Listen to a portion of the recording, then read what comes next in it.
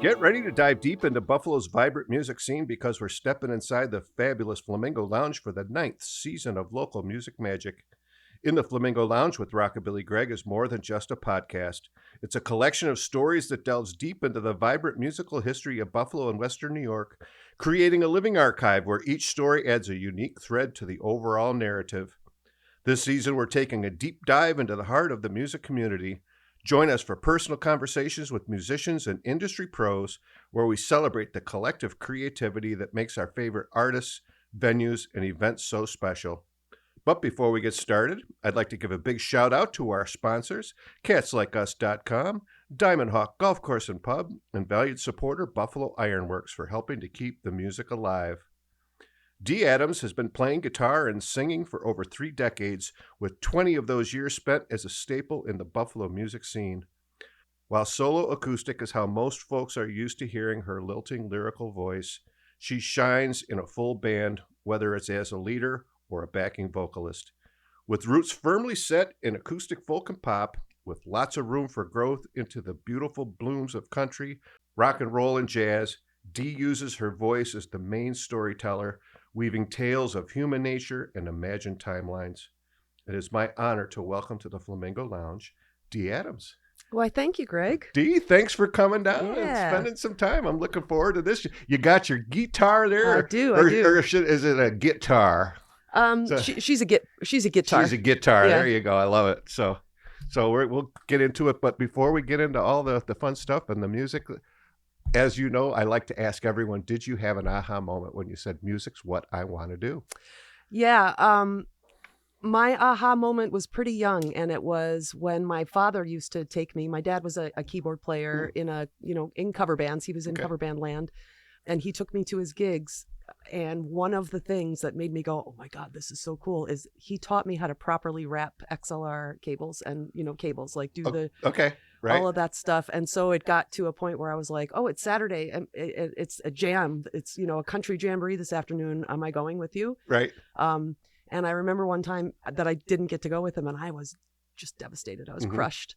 And my mom kind of said, well, why are you so upset about that? And, in that moment, as I'm whatever I was, maybe 12 or something, didn't realize. But, this many years later, I realized it was because I had so much fun doing that, grit work. And then as that progressed, he was playing with a very dear friend of his by the name of Brett Loudon out of Rochester. And between he and my dad, they really nurtured vocalization and performance in me. And then they brought me up on stage for the first time. For my very first performance in front of people, it was I did Elvis's Teddy Bear. Oh, nice.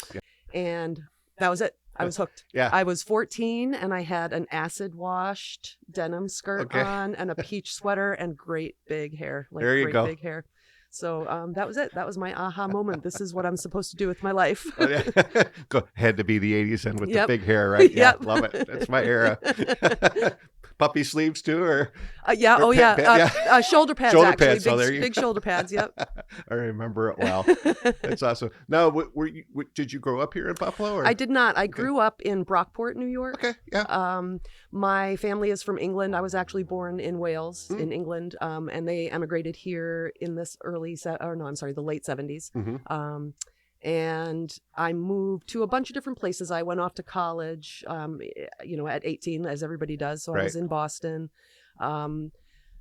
tried the touring thing for a while, hated it with everything that I had. I just could not get excited about not being sure where I was going to sleep or not being sure if we got to eat that day. Like I could not do it. And then condensing it a little bit, in 2005, the company that I work for my day job had an opportunity for a position in the Niagara Falls office. And I was just going through a period of time where I thought, why not? Why not try some other place? You've been all to these other, lived in all these other places. Just go. And here I am 21 years later. Wow, that's great. Yeah. So now, did you tour by yourself, or did you have a band? No, I was in a band. We were called Dee and the Road Trippers. Okay. I apparently have a thing about always putting my name in the band that I'm in. I don't know if that is conceited or self-centered or whatever, but I mean, as the front person in a band, it feels perfectly natural to me. Sure. So I do it. Yeah. So that was my first one. It was Dee and the Road Trippers, and we were doing originals. The woman that I shared that band with, her name is Maggie Parada. She is actually a film editor maybe even a full-on film producer. Maybe she doesn't just do editing now, but she is an electric guitar player, and we started writing songs together when we were around 20 years old. Oh, wow. And we were in college together in Boston, and this sparks a really fun memory. It was the Boston Marathon, 1994. Wow. And we took our guitars and we went down to, I don't remember exactly where, but somewhere near where the race was being run. And we started busking. We didn't know what busking was, but we were like, let's just like go and like play on the street. And well, we did almost get arrested. I mean, not really, but where's your permit? Right? Yeah. But a police officer on a horse, no less, came right up to us and said, "Where's your permit? Are you not aware that you need a permit for this?" And we were like, no, no, we didn't know. Yeah, please, officer. Yeah. So anyway, it was Dee and the Road Trippers, and that era of 1994 is what started that. And we wrote a whole bunch of songs together. Shoot, I should have brought you. I still have the record that we made together. Oh, cool. Yeah. And we played at some cool places. We played, I did actually play at the real CBGBs. Oh, wow. We opened for Annie Golden and the T-Shirts. I feel like you will know who that is. I didn't know who that was. I still don't really know who it was. But, and that was a very eye-opening experience for me, because I'm this, little pond, or like, what's that phrase? Big fish, little pond. Right. So I come from this tiny little area in Western New York, and I feel like I'm like some hot thing. And I try to walk into CBGB's with my guitar, and the guy's like, no. And I was like, oh, I'm playing in this band. And he literally gives me the once over up and down. He goes, no. And this is before cell phones and all that. So I'm standing outside on the street at CBGB. All the rest of my band is inside, and my name is on the bill here, and they won't let me in. I don't quite remember how it worked out, but obviously it worked out. Right. So that's my origin story as far as why I hate touring. Oh, that's great. So when did you pick up the guitar? Right around that time, actually. Okay. I started playing guitar, I would say probably 1994, and it absolutely came from the reason that I couldn't get anybody else to play the kind of music that I wanted to play, and I couldn't quite express the songs that I was hearing that I wanted to write. I couldn't like articulate, here, can you write this chord progression for me? I had tried it a couple of times, and it just didn't work. So my dad actually was in a band, and he gave me a guitar that he loaned me a guitar that was the guitar player's. It was a red Washburn, and I learned Uncle John's Band. That was the very first song that I learned. And then I learned all of the hardest possible Indigo Girls songs that you could ever even ask for, like very difficult chords. But I mean, it was a great way for me to go out of the frying pan into the fire, just by picking some of the, the hardest bar chords and trying to figure out like, what does this mean where my hands are, and why do my fingers hurt, and is it always going to hurt, and all that stuff. So, and then in that time, so I was, let's see, I guess 20 or 21 around then. And I just like rapid fire wrote songs after that, because it was just so exhilarating to understand how these chords fit together and how songwriting fit all together, and how I could use my voice as an additional instrument. That was just sort of when it all really clicked for me. Right. Yeah. How would you describe your sound? I hate this question. I know, because it's hard, It's it really is. Yeah, it's. I mean, I'm definitely acoustic pop. Right. Acoustic pop rock. But like my number one biggest vocal influence from the time I was 13 or 14 years old was Bonnie Raitt. Okay. And so that having that sort of tone integrated into what I was learning, it's that is the closest voice that I can compare myself to. Yeah. But having said that, I mean, my genres are just all over the place. I love the blues. I love to sing the blues. I love to sing jazz standards. I love to sing old school stuff like Roy Orbison stuff, and I love to, but I still gravitate towards the Indigo Girls and like Jason Isbell and that really sort of Americana roots stuff. Right. Yeah. Yeah. Yeah.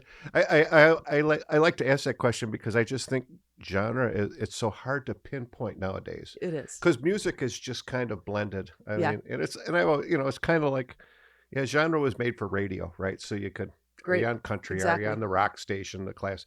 Because I always wondered how come the Beatles aren't on the classic rock stations? Yeah. Well, they're pop. Well, so. I don't But know. they're classic rock. I mean, come on. They were, My argument for that is the Beatles are just their own genre. yeah, They that's just true. are. Yeah. Like, there's a Beatles station. Yeah. And so many are like that too. You know, it's like, is Elvis rockabilly? Is he rock and roll? And how do you know, where does rockabilly start and rock and roll? You know, Yeah. it's hard to put your finger on. Yeah. I always say, you know, like what makes country and Right. Americana. And people ask me that. I said, well, Americana is just the good country that they don't play on the radio. You know? Yeah. You know, it's not the commercial stuff. So, Yeah. Yeah. yeah. Because that goes from, you had Kenny Rogers for a while, and that was very poppy, and then, you know, Absolutely. George Strait came into the mix and took it very old school, and now it's coming back to the poppy stuff. So it just keeps going up and down. And yeah, and it's always going to evolve like that. I mean, it's, it's those lines are always going to get blurred, right. And that oftentimes creates a beautiful thing because that it makes it a little bit more accessible for an artist who maybe can't put themselves in that bucket. Right. And then if they've got an opportunity to blend that bucket, and then they're like, oh my God, I have the perfect song for this. And then all of a sudden they get a record deal. Like that's a cool thing. I wish that had happened for me, but it didn't. Well, isn't it cool to be able to say, who do you sound like? I sound like Dee. That's true. Right? That is true. Yes. Yeah. Yes. Yeah. I mean, who wants another Indigo Girls, right? Correct. They did Correct. that, right? So that's right. That's right. I mean, yes, everyone takes their influences from people that you know have inspired them. And as you can see, I'm a rockabilly. I love Roy Orbison. Yeah. You mentioned that. I mean, the show you guys just did with that was fantastic. Yeah, thank you. That was such a treat, wasn't it? It was. And thank you for helping to raise some funds for the Americana Foundation. Absolutely happy we were able to do that. Yeah, it was great. It was. I was in awe that you guys, no breaks, 2 hours. Yeah. And the lead vocalist, man, he was nailing Orbison. Steve McDonald, holy cow. He is just a dream. He is a dream. Like the first time that I was approached for this, I was like, yeah, sure, that sounds cool. I like Roy Orbison stuff. And then we rehearsed and I was like, oh my God, I'm in this forever. I will do this always. Right. If I get to sing with him, I will do this forever. And you may, I will say, you made me feel a little bit better because the ladies, you guys started a little bit off and you're like, okay, we practiced this a lot. Really, we got this. Yeah. And then once you did, and yeah, because I sing 2-part harmony with my buddy. Oh, yeah. And we've been there before, so many times. It's like, wait a minute. Yeah. I gave you the wrong note. We got to start over or something like that. And I was mortified. That was all me. And so the way that I am trying to joke about it to make myself still feel better about it is Roy Orbison has 2 kinds of harmonies. One goes dum dum dum dum be doo wah, right. And the other goes dum be dum doo wah wah. And I started the wrong one. Oh. Okay. Everybody else started the right one, but they're all looking at me and they were like, oh, that's not the right thing. And I was so grateful. Everybody was very sweet about it and fun. And we found a way to like make it fun and happy and everything. But I was so embarrassed. I mean, we worked so hard on those parts. And for me to do that, I could not forgive myself. And I just bring that up because it happens to all of us. And I know I've beat first time my buddy and I played Sportsman's, we were terrible. Really? We were horrible. Yeah. We opened for Bobby LaBelle. Oh, yeah. And he asked us to play. And it's like, because we said, hey, can if they get a recording of us, can you, help us out with that? Because we need some audition stuff, right? So we can let people know what we're like. Mm-hmm. And my buddy Steve and I went to Bobby's place and he's playing it and he's like, guys, I think we just need to start over. Oh, because we did Scarborough Fair and I was off. I mean, Steve's like, dude, we've been singing this for 20 years, man. We were late because when we say we're starting at 7, we start at 7. Mm-hmm. We don't, it was like 20 after. We're pacing. We're getting nervous by the minute, and of course it's Sportsman's. So I know, yeah. It's kind of like the Opryland of Buffalo. Absolutely right. It's very revered, and they don't just let anybody up on that stage. That's exactly right. And So to do that, but we redeemed ourselves the next time. So, Okay, good. You know, we went back up. One of the guys, he's like, "You guys were a lot better this time." I'm like, "No, I'll take that as a Yeah, compliment." right. What else can you say? So I don't mean that in any disparaging I don't. way. So, but so kind of come back. So when you decided the touring thing was just not your thing. Yep. So what did you do at that point? You moved to Niagara Falls and Yeah, so I work for a great company that makes audio equipment, and so it's in line with what I do and what I am passionate about. So I'm very, very lucky in that regard, and you know, I've been able to basically maintain a local performance level because I work for an audio company that's like, oh, you got a gig? Yes, you can leave early. Like, I don't have to stress about that. Oh, that's great. And man, that has really made a difference. I probably have taken that for granted over my life, but then talking to other people, you know, who like have to stress about whether or not they can take a gig that starts at 5 o'clock because it means they have to get out at 3:30. Right. Like, I'm like, oh man, I don't have to deal with that. So that's a nice thing. Yeah. And so because of that, when I moved here in 2005, I met a whole bunch of people pretty much right off the bat. I met Charlie Gannon, who plays bass in my band Dee's Grand Isle Opry, and he and I have been playing music together since that first day that we met. I met Gino McManus at the Tudor Lounge. I met Seamus Gallivan also at the Tudor Lounge. I met Jay Hall, of course, at Sportsman's. And I walked in, I'll go ahead and tell my Sportsman's origin story because I do love it. I walked into Sportsman's terrified. I had been... what was it called? AOL Instant Messenger. I was instant messengering with Ken Berenger. Okay. Who, you know, I was trying to like figure out where my place was, you know, musically speaking, what the cool venues were. And he kept saying, you know, got to go there. I recognized that he was passionate about music and we had a lot of the same artists in our taste. So I decided, okay, I'm just going to do this. I didn't know a single person when I moved here, not one. And it happened to be bike night or something, the first night that I drove by. And I was like, I don't know if I'm like a single woman. I don't know if I'm comfortable with this.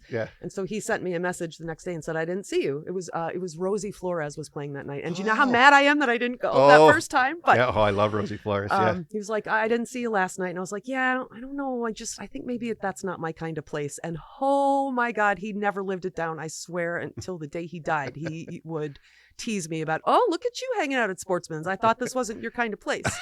But then when I did finally decide to suck it up and go in, I went in for what was advertised as an open mic. And for whatever reason, they didn't have open mic that night. But I met Jay. It was me and a friend. And Jay was behind the bar and I ordered a Sam Adams. And we had a lovely little chat. And he said, well, welcome to Buffalo. I hope to see you again. And then I went back the next week because there was actual open mic. And no sooner had I sat down than he had a Sam Adams sitting on the bar for me. And I was like, oh, maybe this is my kind of place after all. And then after about 6 months or so of me hanging out there, and on Friday nights they used to have, it wasn't really Twang Gang, but it was Stone Country, and maybe they brought people up to sing once in a while. But they had invited me up to sing once or twice. And then they asked me if I would host their open mic, which I, you know, at the time I was like, kind of didn't realize kind of what a big deal that was. At the time I was like, yeah, sure, I'll host an open mic. Wow. You know, and all these years later, I'm like, oh man, I hosted the open mic at Sportsman's for like a long, long time. So, you know, and the Hall family, you know them. They are some of the warmest people on the face of the earth. And they practically hugged me the first time that I saw them and said, we got you. It's fine. This is your home. Please don't ask for anything that you need if you ever need help. And, you know, so they took me in immediately. And I will never forget them for that. I mean, I'm eternally grateful. Yeah.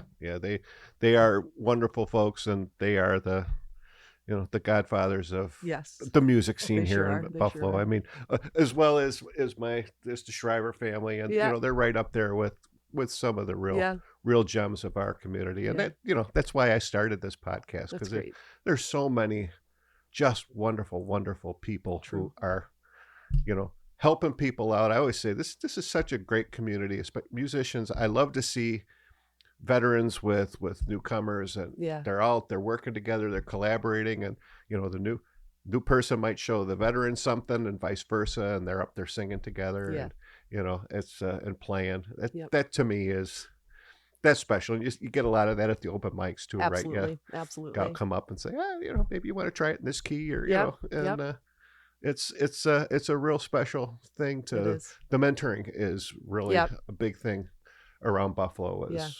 no one. I'm sure there's cliques here, there, and there, but for the most part, everyone's, I think, is very, from who I've met, are like, yeah, we just want to. Yep. I had that same experience. I have always felt impressed how very little ego there is Yeah. among the music community in this city. All anybody wants to do is watch each other Right. excel at their craft, right? Yeah. Like, and when we do, when any of us puts out a new record or even a new single, all of us are like, oh my God, that's so good. Mhm. I'm so proud of you, Right. and it's, and everybody is constantly saying, oh, if you need a vocalist or you need a keyboard player, just call me. Like, Right. there is no shortage of people that will help you put a record out. Yeah. You don't need big funding and you don't need big favors. You just, Yeah. open up your mouth and I guarantee you somebody's going to be, oh, I got you. I can come help. Right. It's that old, you got to, I'm in sales, so you Yeah. got to ask for the sale, right? That's correct. Yeah, right. And most Yeah. people are just like, sure. Or if they say no, it's like, oh, sorry, I got another gig, Yeah. and it's Yeah. not for any other reason, right? Exactly And right. that's a pretty special. So, well, how much stuff have you recorded of? Because as you can see, I like my hard copy. I see that. Yes. I should have thought of that. Yeah. Yeah. So, So I've done 2 full band records. mhm. One with Dee and the Road Trippers, and then one. It is just called Dee Adams, but it was sort of the offshoot of my original band that I started when I moved to Buffalo, called Mhm. Dee and the House Cats. Okay. And that was a lot of the songs that I had written since I had lived here in Buffalo. Mhm.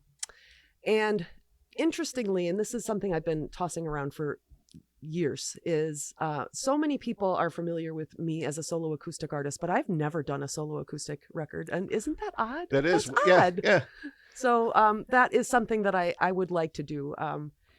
But that, as a songwriter, that can sometimes be a challenge for me because I always write with the intention of what it's going to sound like with a full band. Okay. I always write with what are the harmonies going to be, and is this going to be a crunchy sounding guitar or is this going to be a clean sounding guitar? I always Sure. write that way. So I guess that's my excuse for not ever having done an acoustic record, Mhm. because most of my songs carry very well as a solo acoustic, but I have always written them with a full production in mind. Right. So Well, I'll get to it someday. Yeah. Well, you know what? Let's take that. That's a good spot Great. to put in. You brought your guitar, I as we did. said, and you said that's the first guitar that you. This is the first guitar that I bought that I was attracted to because of how it looked. What I'm playing here is an Epiphone Dove, and it's white and it's just beautiful. Mhm. And I just was gravitated towards it. It was actually, my husband and I were at Guitar Center, and he needed a pedal for his keyboard or something. Okay. And he goes, oh, look at that. It's I have a song. Let me back up a little bit. I have a song called Two Birds. Okay. And so birds are a long-time theme in my whole life. Okay. And so this guitar has a bird on it. Right. And Joe was like, look at that guitar has a bird on it. I was like, Yeah. oh my God, it's so pretty. Yeah. It's probably junk though. And then that's- I picked it up and I was like, oh, this is pretty nice. Yeah, So, it's interesting to me how guitar players will, there could be 3 identical guitars. Nope. Yep. absolutely. I guess it's just how it feels in your hand. It is. It's totally how it feels in your hand. I mean, Right. a wood instrument, it's almost breathing, and Right.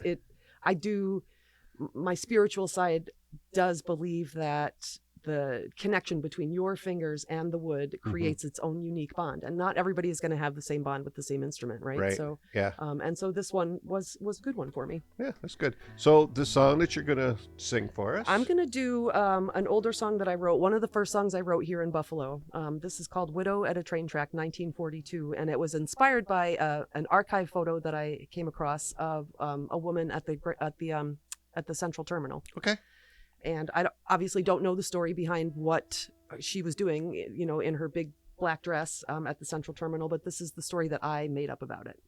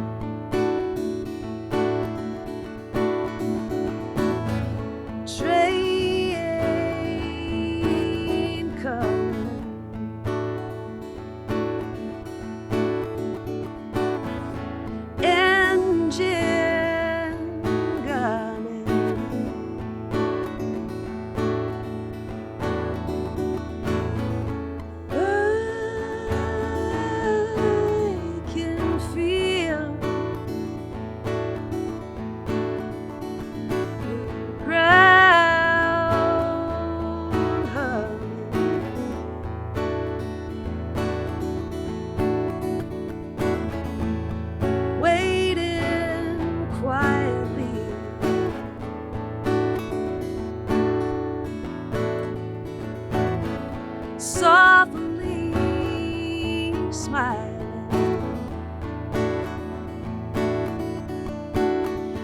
In her Sunday best,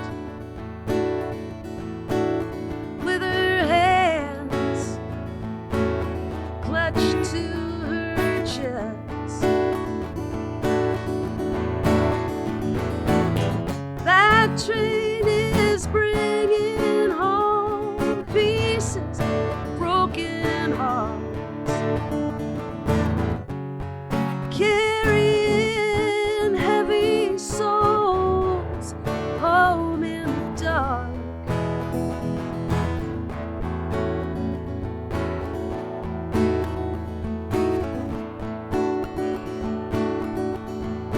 Will he walk through the train door, or will a box be on the train floor? Well, she's not one to assume, and she can't wait anymore.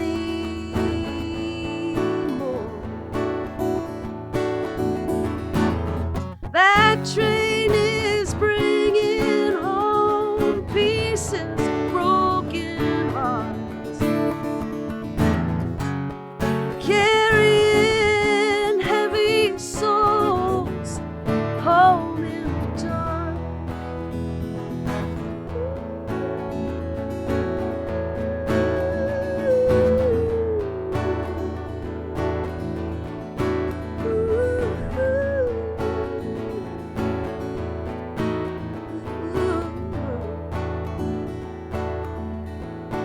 It's been half an hour.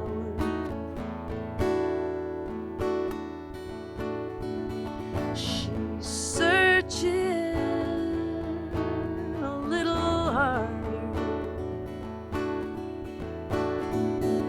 but there's no sign. She'll turn around, start to cry. That train is bringing home pieces, broken hearts, carrying heavy souls home in the dark.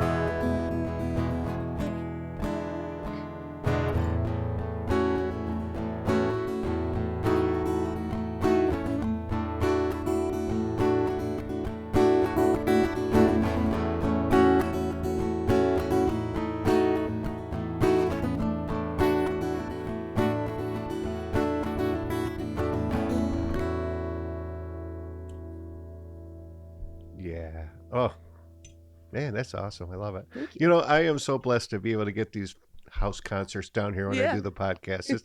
I love it. I just think and I just love the guitar in your voice. Well, You thank know, you. that's to me, that's really where it kind of comes out. Yeah. You know, and everything's kind of like, yeah, that's It's know, as you yeah, can it's really- as organic as it gets, right? it Yeah. is, yeah, and that's what I love. It's you know, I don't like too much polish Yeah. on my music. So, Yeah. and I've mentioned that 100 times. I know people. Yeah. But too bad. But no, there's nothing like just a voice and an acoustic guitar. Yeah. You know, and you're pouring out your Yeah. you know, your feelings and everything on Yeah. that, and telling stories. Yeah. It's I love songwriter circles for that Yeah. reason, you know, because like I was saying about how I write with that in the back of my mind, how it's going to sound big, mhm. but stripping it down into what, like how I just played is Yeah. it really is it's spiritual and it's connective, Right. you know, and when you get to do it with other people, especially other people who might actually be familiar with your stuff and might add a little bit of like harmony, Right.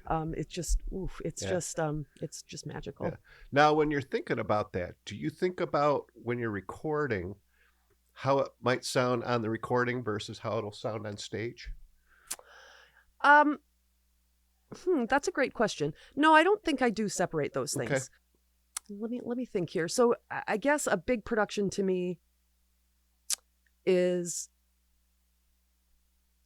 what's on a recording is rarely going to be how it is on a stage. Mm-hmm. And so I don't think in terms of I might be putting words into your mouth. Like I don't think in terms of can I recreate this sound on a stage. Okay. I don't think that way. Okay, good. But I do think in terms of like instrumentation, I feel like I would consider, okay, well, I don't really have access to a pedal steel player all the time, so I'm not going to put pedal steel on this record. Okay. That kind of thing. Right. Does that make sense? That does. Yeah. Yeah. No, it's I've asked that from a lot of folks because, sometimes it's, because a lot of people, they hear a record, no matter who the artist is, right? And then when they hear you, they want to be able to sing along, right? Yeah. And it's like, that's not the way you did it on the record. Right. And it's like, but like, I've said, I got to see Nora Jones a couple of years ago at Art Park, and, if she's played, some of her early stuff 1,000 times, Sure. right? So she fixed it up a little bit, rearranged it a little bit, same song still, I don't know why, but you knew it was that song, but she just did it a little different. Yeah. And me, I loved it, Yeah. like, I think that's great that an artist can, because you got to keep doing something to, because I got to believe, like, Billy Joel's got to be tired of singing Piano Man, right? I mean, Yes. sheesh. I would think. Right? Right? And then, but God forbid you do something different with it, right? Yeah. Because people don't like to have their horse carts upset very much. no, not at all. So, which is why I asked that, because I love live. I do too. Live recordings. Yeah. And it's just here's the song. Yeah. And let's just make sure there's no pops and hisses and rock and roll. Right. But and I love that change up too. Like Yeah. I really, really enjoy it when an artist puts a spin, especially on their own thing. Mhm. I don't.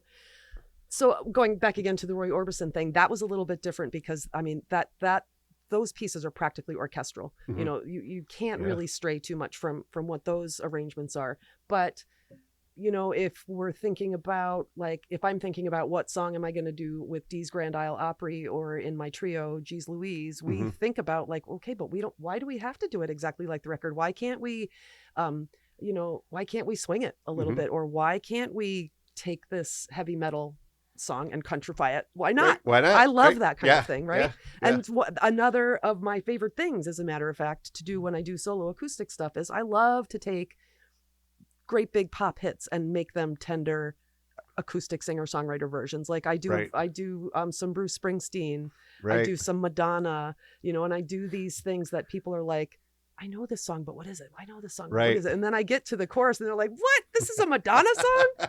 And you're singing it all tender and soft? What? That's right. I love that kind of Yeah. thing. Brings a new version to Like a Virgin, right? Correct. No, that is really. I mean, and I mentioned, my buddy and I, have our duo, and we can't sing like the Everly Brothers or Simon and Garfunkel. I mean, Art Garfunkel's not human, right? Right. And so we capo, we do it in Mhm. our key, and we put our spin on it. Yeah. We call ourselves old friends after their song, and it's like, yeah, and people are like, oh, it's not quite. I said, but A, we can't do it like them, and B, we don't want to be like them, because Right. if you want to hear them, go play the record, right? So Yeah. we'll put our, it's familiar enough, but it's our way. Yeah, So exactly. that's what makes it fun for Yeah. us too. So Agreed. so now you mentioned, because I was going to ask you about Geez Louise. Yes. Kind of a newer Yeah. trio yeah. that you got together. So Yeah. how'd that get started? Did that Sure. get- Well, actually, started, technically speaking, a good couple of years ago. Ida Gokul was putting together her annual breast cancer benefit, Mhm. and she Yep. asked if I would head up. She was sort of doing it in genres, and she asked if I would head up a set of the Americana stuff. Okay. And she gave me a couple of women who had previously been involved. And these were women that I knew, Maria Sebastian and Mhm. Michelle Rufino. And so I reached out and said, would you guys like just a one-off? We'll just do a one-off. And we had so much fun. We Right. had so much fun. And shortly after that is when I came up with the Dee's Grand Isle Opry idea. And I asked them if they would join that with me. Mm. And I was pleasantly surprised that they were both 100% in. Oh, cool. And then that being one of the staples of our full country band, we one or two times were like, I kind of wish we weren't only doing country. And we were like, what if we don't just only do country? And what if Right. we just like do a night of our own, like whatever we want? Right. And so that is the origin story of Geez Louise. So Mhm. Maria Sebastian and Michelle Rufino and myself were picking, like I was talking about picking a heavy metal song and making Right. it different. We're doing all kinds of different songs out of different genres and different decades, and we're Mhm. putting our unique voices to it because we have now gotten to a point where we've sung together so much it's starting to become really intuitive as Okay. we're singing with each other, and Right. we can look at each other and know that I'm probably going to go to the higher part and Michelle's probably going to go to a middle part and Maria's going to go to a lower part, and then it just lands and it's just beautiful. And we're just having a lot of fun with it right Right. now. I mean, we have no delusions of, like anything other than having fun, maybe making some money. That'd be pretty great. Right. But just having fun. Yeah. No, that's awesome. And I envy you because, again, when I sing with my buddy, he has to teach me the harmonies. Oh, 'Cause yeah. I can't just, well, first of all, he says, I'll noodle and he'll go up, down, wherever. You just stay on your part. Yeah. Yeah. So it's taught me to really listen, which is good. But, Yes. But then I'm like, and he'll come over, he'll spend 2 weeks working on a harmony and come over here in 5 minutes. How come you don't got that yet? Oh, really? I'm like, dude, I said, you know me. I said, you gotta let me record it on the phone so I have it. Yeah. And then I just sing the harmony Yep. part. Once I get it in my head, it never Yeah. goes away. We do Yeah. a lot of that too. We record our parts on our phone so that when we go home and do our own independent study, we'll Mhm. have our reference to listen to, and it does make it easier to Yeah. have that technology available. Yeah. It's because we've done some tricky stuff, and I know there's been some stuff I just haven't been able to get. So Yeah. he's like, all right, and I said, but give me some time. Yeah. It's like you can't, Yep. just because I don't get it in 15 minutes doesn't Yeah. mean I won't. Yeah. I had the same. I sang with the Buffalo Dolls, and God bless Donna Yeah. Delano Kerr. She's, we were doing the Christmas thing, and I had to do Bing Crosby's harmony with on Jingle Bells. And Great. I was having a little hard time, so I went down and I said, just give it to me and let me record. I'll sing it a couple times and just let me go home. Yep. I said, I'll get it. And she's like, you were right. I said, that's all I need. Yeah. It's, I guess it's that, because I've done theater, and they always say, if you do it 21 times, then it sticks in your head. 21? 21 is, I Oh. guess, the magic number, like rehearsing and, Okay. then that's when you're off book. Yeah. So of course there's still songs that I've been singing 25 years and I'm not off book. I'm terrible with lyrics. Yeah. It's horrible. a discussion that I have with lots of people who do the same thing that I do is how it used to be you had to memorize your lyrics. But now we all have these tablets. Yeah. And for a good while I was like, this is so great. I have everything right in front of me. But then I was realizing that it's to the detriment of actually remembering Right. lyrics, which used to be something that I was pretty good at it. Mm-hmm. And so I'm fighting with myself quite a bit to Yeah. get off book as much as I can, because I actually do find it sometimes distracting, because if I can't see where I am on my chart and we're in the middle of a show, I become a train wreck, and Yeah. I cause a mess for the other people. And I hate that happens. It does happen. But another part of the glory of making music with your friends Mhm. is you learn how to adapt with that stuff, and you learn yeah. how to overcome it, and you learn how to make it a part of your show. And only you guys notice. No, probably exactly. nobody in your audience Oh, yeah. notices. So Oh, I'll notice, Steve might miss something when we're, in between verses, and he'll just kind of give me and then he'll keep going. Yep. and then he'll give me one of these. It's like, okay, back into Yep, it. exactly. It's those cues, right? That Yes. you get so used to. Yep. When I've sang with other people, I'm like, I don't know your body language, or, Right. it's tough, Yeah. but we've done it together so long. And I told him we were very lucky. We were at Flying Bison a year or so ago before they closed, and Alison Pipitone and Grace Stumberg were performing. And at the end, someone asked them if they knew Simon and Garfunkel, and they're like, not. I said, well, we do. Mhm. I'm not bashful. And we got up. Of course, we had no books or anything in front of us, so we just had to do it. Yeah. And we did it. And I said, you know what, Steve, we did really well because we weren't encumbered by looking at the book, and we were Yes. engaged with the audience. And I Yeah. think there's, And I, people have, before Dwayne started, changed up the Twang Gang and now invites guests.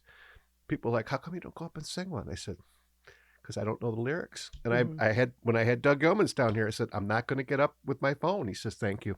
Yeah. Yep. You want to get up here and do it. You're going to be a pro. Yep. And you're going to know the words. Absolutely right. And I'd hate to screw it up with the Twang Gang, Oh. But yeah, I have screwed up with the Twang Gang, and holy cow, I've never been more mortified. Like one or two times I've done it, and these were possibly days where I maybe was drinking a little too much, and I thought that, I'll have, I'll do some shots before I get up and sing, and then I get up to sing, and then I'm like, oh my God, I have no idea how this, I don't know if this is a D or a G. What am I even playing? So I've done that 2 times, and and then didn't show my face in there for like months because I was mortified. Right. But they're such wonderful people that they still welcome me back.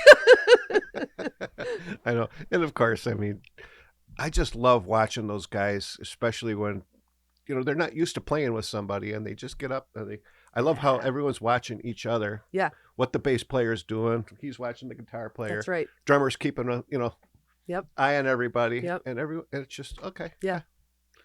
Really? It's like attending a master class, a performance master class. That they are the prime example of how the silent communication in a live band situation works. Yeah.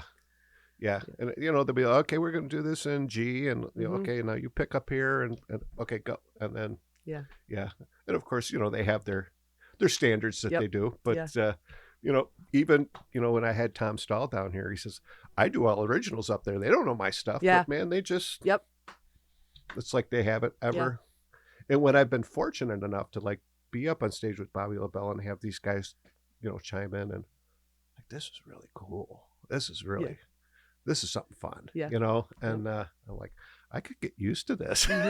Darn old day job, Yeah, right.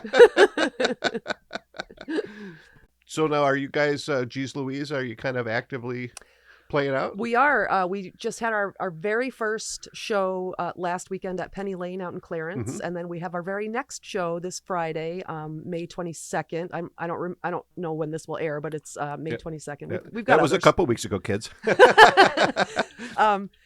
And then we are actually going to be at Sportsman's on Father's Day for their Father's Day matinee. And we're a little intimidated because, that talk about going out of the frying pan into the fire. Like we reached big and Jay gave us a date, and then we were like, oh crap, we got a lot of work to do. But we are looking super forward to that.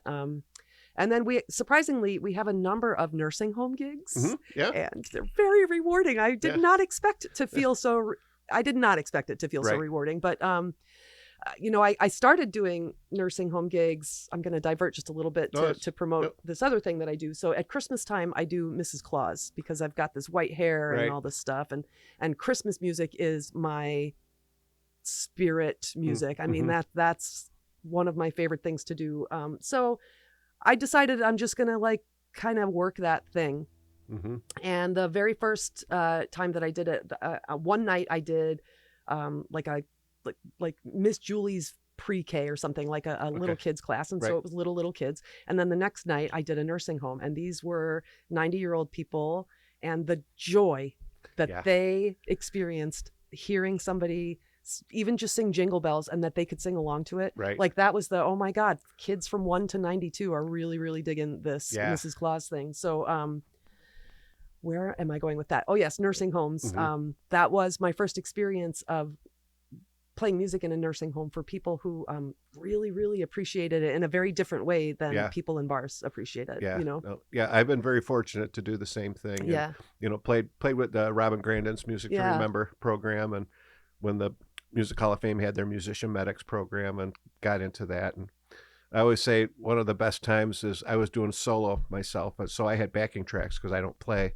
And I was doing the old stuff, and this one gentleman, he was just singing like like there was no tomorrow. He was off key, he was off beat. And one of the women there at the Hamburg Adult Daycare was like, you got to let him sing. And I said, don't you tell him to stop. I said, he's having the time of his life, and That's why we're here. That's right. I said, you guys, Absolutely. make a joyful noise. If that's all you can do, rock on. Yep. It's not throwing me off. I got this. And I said, let's have fun. Yeah. So and they loved it. I always got a kick out of doing that. And of course, I do a couple Elvis songs and have the scarves and go over to the ladies and do the whole thing. Oh, and they be love like, that. Oh, Oh, yes, that's so good. Yeah, Hey, you got to take your audience where that's you can, absolutely right. That's absolutely right. But there's nothing like doing an audience like that. Yeah. They love the old stuff because we do the older stuff, obviously. Yeah. And although I have noticed, because we've been doing it for, at least 15 years now, that, we used to do 40s and now we're into the 50s and the 60s. Now people are saying, anything from Woodstock? Yep. It's like, wow, I guess we're getting old. Yeah. It's like, no, we're not really Woodstocky kind of guys, but, maybe, but I'm sure we can find some stuff in there to throw around. But to that end, we are also doing several homes in Rochester. So we're starting to just branch outside of our our umbrella, I guess, which is really fun. And we are available if anybody has a nursing home they need booking for. There you go. Well, we'll have your contact information at rockabillygreg.com. Perfect. Where it's all about the music. Great. That's why we do that. But yeah, absolutely. That's hopefully, I've heard you sing, and it's really good stuff. Thank you. You got some great stuff out there on Facebook. So get out and because I think you've got a Geez Louise page too, right? Yep, we do have Geez Louise. We've also got Dee's Grand Isle Opry, and then I've got Dee Adams, performing songwriter, as far as Facebook goes. I'm terrible at website stuff. Right. Terrible at it. But I think what am I using right now? Squarespace, I think. Oh, okay. And that's just, I think they just call it drag and drop. Like they'll create the template for you and you just put your text in and all that stuff. And, but it's, I'm not good at that stuff. Right. I prefer the talking and the playing, and I wish that I was to a point where somebody could just do all that stuff for me and keep it all up to date. But where I'm going with this is that Facebook makes it very, very easy to keep all of that stuff up to date. And so I am much better at keeping all of our dates online on Facebook. So if people are interested, that's where to find us. Oh, that's great. Yeah, it is a lot easier to use Facebook than, and of course that's what it's for, is stuff is constantly changing. You got to change a date. You gotta, and people go to it, getting people to go to your own website's a little, and it's a full-time job. Yeah. It's just doing your own marketing, right? It is. Booking the gigs, making the posters, doing all the stuff. It's a lot. And, and then practicing on your own and then rehearsal. I mean, it takes up 90% of my free time. Yeah. And which is not a complaint whatsoever, but it is like, oh my God, so my husband, who is also a musician, we are constantly having to look at our calendars on a Sunday and being like, okay, so I've got this on Monday and I'm rehearsing on Tuesday and I'm doing a podcast. I'm doing in the Flamingo Lounge on Wednesday and you've got rehearsal Thursday and I have a gig Friday. So I guess I'll see you for Saturday dinner. That's, my wife and I are the same way. Yeah. If it's not on the Google calendar, correct, then it doesn't exist. Right. Yep. So we're always like, is it on? And and a lot of times I'll put stuff on my calendar at work, but my work calendar shows up on my phone, but it doesn't show up on my wife's I shared calendar, right? Yeah. I said, it's there. She said, no, it's not. You did it again. I'm like, Have you gotten as far as just putting it on a paper calendar in your home office or anything? No. We've started to do that, and I am in charge of writing all that stuff down. So it's surprisingly easier in our relationship anyway, if it's physical and on the wall. There's also something for me about the writing down of something that helps me commit it to memory. There is. Yeah, definitely there is. For me, touching, the keypad. There's a because I know my son, kind of a side thing. He had what's called auditory processing disorder when he was in school, right? Which just means he's a visual learner. Sure. And my mom, who was a retired teacher, she said, put some sugar on a tray and have him trace the words with his finger. Oh. And that whole concept is like, that's all what that's about. That'll trigger your brain. And, like my daughter could sight read like that. Yeah. She didn't know what any of the words meant, but she could read them. No kidding. So it was a whole different, but once my son kind of did that whole thing. You know, it was in his, That's and he knew fascinating. was a cat, Yeah. right? And so it's, Yeah. there's some science behind Yes, that okay. whole thing. All So, right. but yeah, but for us, because we're constantly, and she's like, okay, Moving. how many recordings you got? And then I'll even put, I got to edit tonight. You know, I got to do this tonight. I Yeah. got to do that. Yep. You know, or else. Yep. If it's not on the schedule, it doesn't exist. Yep. Yep. And I'm sure you've been through it before too. What do you mean we have dinner with the Joneses? What? I know. It's like, already? Yeah. Do we have to go? You know? And sometimes we're like that. We're like, we're too pooped. And because I put a lot of, if I see a show, you know, like if I know you're playing out, I'll throw it on the calendar. And my wife's like, are you going to that? I says, you know my rule. I put it on there so I don't forget. Yeah. And if I'm up to it, I'll go. If not, exactly. I'm usually too pooped after doing all this. Yes, you know? exactly. And yeah, it's tough. Yeah. And now I would imagine too, the other ladies in Geez Louise, they do other gigs too, right? Exactly. So they're all, yeah.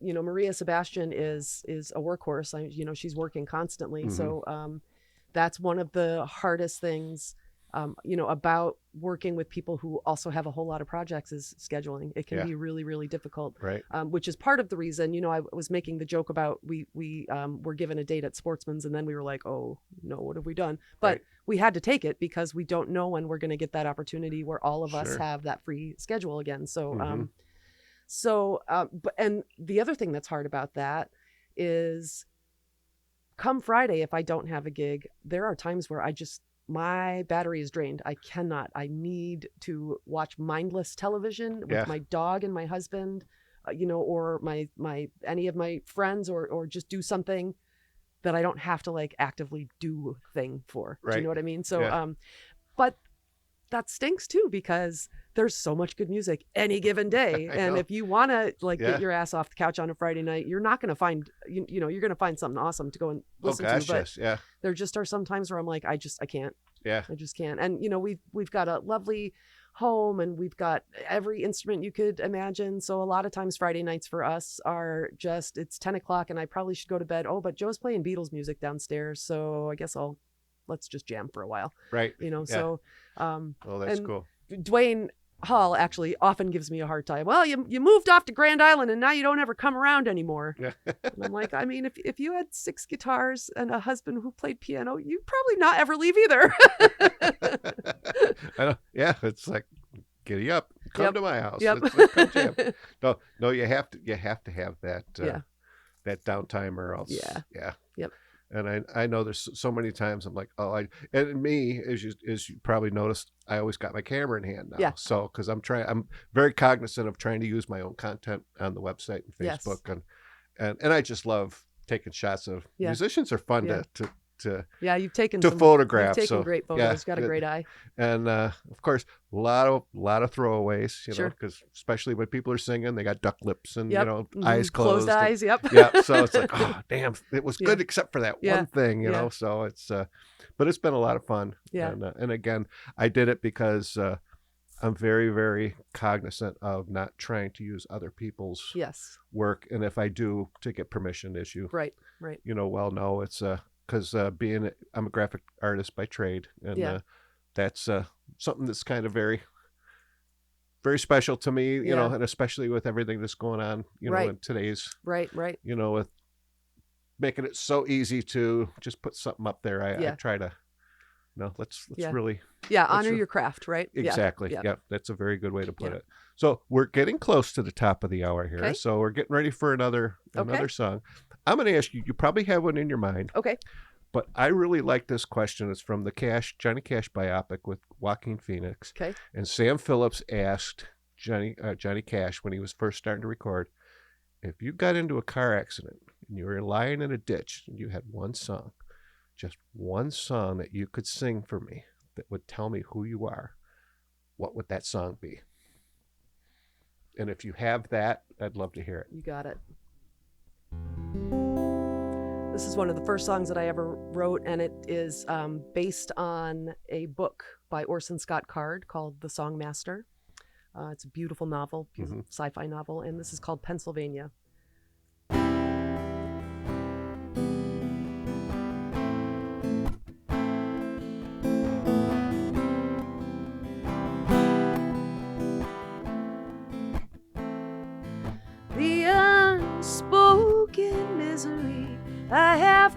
cause you so much pain. I don't have to ask why. Guard your fences, I come walking up the path. You choose Pennsylvania over me every time, and it leaves me lonely, even though I put you out of my mind, and it leaves me wounded that you choose Pennsylvania every time.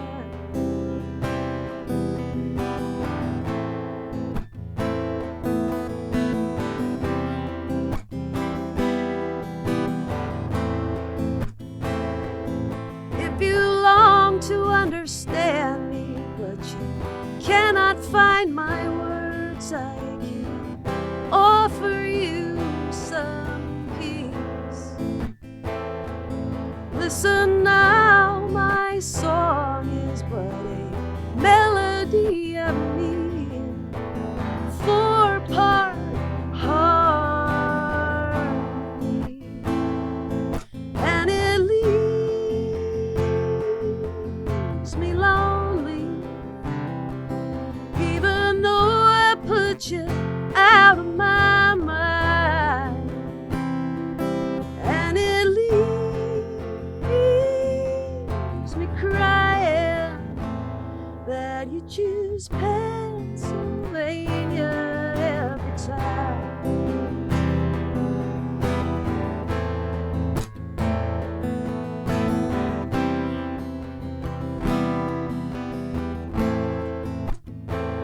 Yeah, baby, it leaves me lonely, even though you're in the front of my mind, and it leaves me crying that you choose Pennsylvania.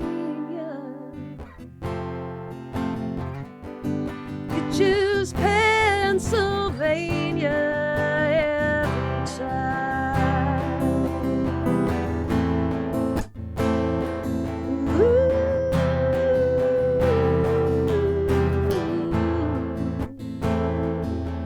Ooh.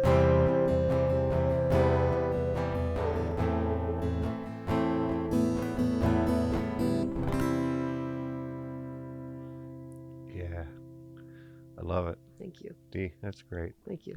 Yeah, this has been fun. Thank you. I Yeah. agree. This has Yeah. been awesome. Just I like I said, I just love it. I get free house concerts, so I just come on down into the lounge and we'll play music. That's And great. yeah, it's I can't thank you enough for Thank you. taking time out of your day to come down and tell your story, and everybody who's tuned in, thank you for tuning in. As Thank you. always, you can find the podcast where you get your podcasts at Spotify, iHeartRadio, Amazon, Audible, Apple Podcasts, YouTube, thebuffalohive.com, and of course you can always find it at rockabillygreg.com, where it's all about the music, and I will have some photos and bio and some videos and ways that you can make sure you find out where Dee and Geez Louise is playing and all of her other bands, and just go out, support. That's what this is all about. right. Support our local music scene, support Yeah. our artists, so we can keep doing what we're doing, Yep. right? So again, Dee, Awesome. I can't thank you enough. Greg, thank you for inviting me, and I wish you the best with this podcast. Keep it up. We're keeping going, baby. So I'm not stopping anytime too right. soon. So Good. This is great. So again, for everybody, thanks for tuning in, and we'll see you next week. Bye-bye. In the Flamingo Lounge is made possible in part by catslikeus.com, your online store for authentic vintage clothing and accessories. Buffalo Ironworks, an intimate live music venue and bar located in the Cobblestone District in downtown Buffalo. And by Diamond Hawk Golf Course and Pub, Western New York's premier golf course, restaurant, and banquet facility. At the Hawk, the bar is hopping year-round with live music every Wednesday, Friday, and Saturday, and some other nights, too. Tune in for a new episode every Saturday at 9 a.m. EST at rockabillygreg.com, where it's all about the music. Bark, Zoe, bark. Good girl.